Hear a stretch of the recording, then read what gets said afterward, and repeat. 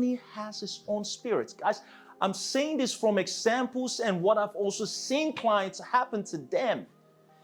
If money gets that sense from you that you don't know how to manage it, money is like a ruthless, crazy mistress, I would say.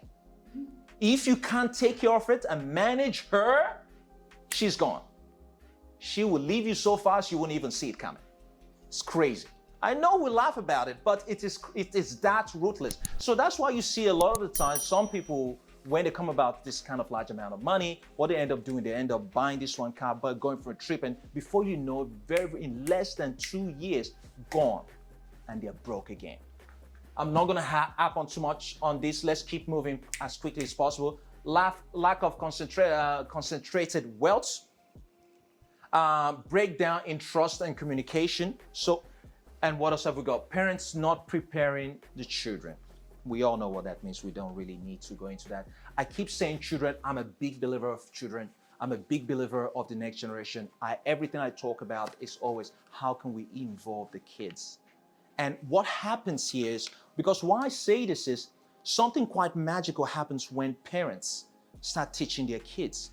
The parents basically start finding ways on how they can be better. Because what happens is, when you teach, you learn more.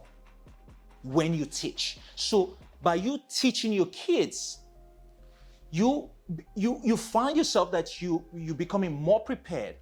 Most especially when you get kids that go, but why? But why? But why? For those of you who have kids would know what I'm talking about, because that why just keeps going to you before you run out of answers, then you just say, shut up. Because it is. My kids are so used to, but daddy, why? Why? There you go, this because of the, why? Why? And you just keep giving different answers. It's so good. It makes you sharp. It makes you, learn ways on how to do research, and you learn so much from that process. So that's part of the reason why. Again, guys, please feel free to jump in and let me know if you need any kind of clarification on this. Now, there is quite a lot of habits that you can use to build generational wealth. We're going to quickly run through it, and I'll just quickly point on a few of them. Yeah, we've got investing in sure bets. Investing in sure bets, for example, listen, a lot of time people say to me, I need a lot of money to invest. No, you don't. You don't. Again, investing is just more about you building the right habits.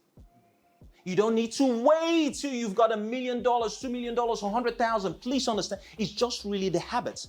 Because if you can manage $10, you can manage $1,000. If you can manage $1,000, you can manage $1 million. But if you can't manage $10, I can guarantee you can't manage $1 million. But a lot of the time, people like arguing that with me, saying, Collins, I'm sure if I've got $1 million, I'll be able to manage it. I'm like, no. If you can manage $10, you cannot manage $1 million.